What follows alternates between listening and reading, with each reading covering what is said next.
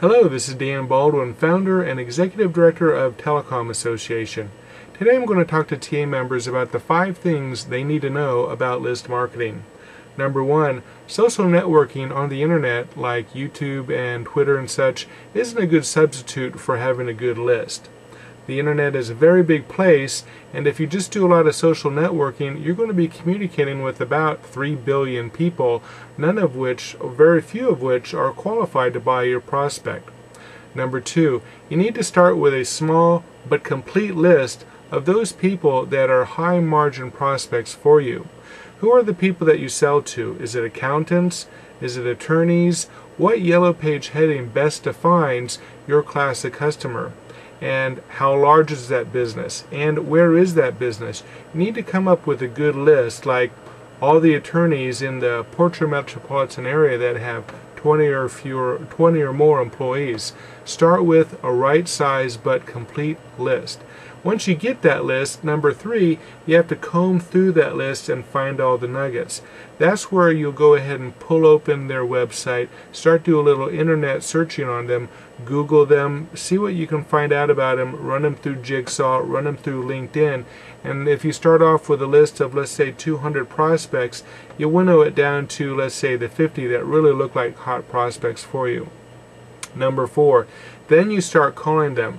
Call them, email them, do the door knocking, whatever it takes, but you don't start calling or even contacting these people until you start with a big list, winnow it down to a small list, and then you start calling on them. Number 5, I'd like to finish today with a case study. I actually closed a 9-location law firm last year. We sold them $5,000 a month in recurring revenue using a 9-location MPLS network.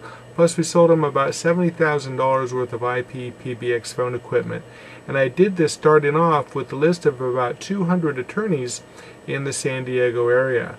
I sorted that attorney list by the number of employees on the list, and then I started at the top and I opened up every single prospect one at a time on the internet. First I would look up their website, then I would Google them until I found what I thought was their best website, and then I'd go to location on that website. I'd see how many locations they had. If they had 3 or more locations, then they were a great prospect for me because I like to sell multi-location law firms. I got through about 30 records on that list when I came across a couple of real hot leads, and I made it through about 60 records on that list when I came across a great prospect, called him at 5:20, got around the gatekeeper, and found a woman who is the administrator for this law firm. They had 9 locations, and it just so happened that they were looking for a multi-location solution.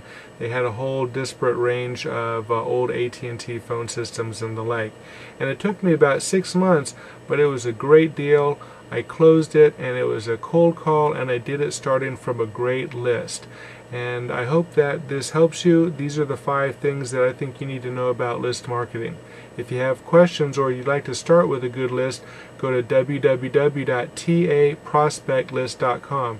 That's taprospectlist.com for more information about how you can get a really great list. Thanks for listening.